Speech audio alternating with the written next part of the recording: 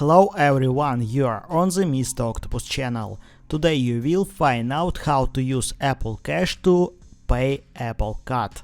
Let's go. Open settings.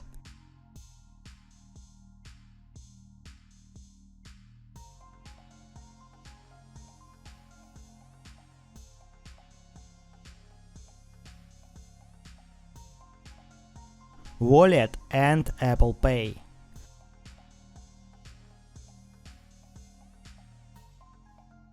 Open the Wallet app on your iPhone and tap Apple Card. Tap Pay. Choose a payment amount and tap Pay Now. Tap your bank account, then turn Apple Cash on.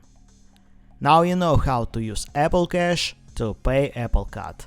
Thanks for watching, don't forget to like and subscribe to the channel.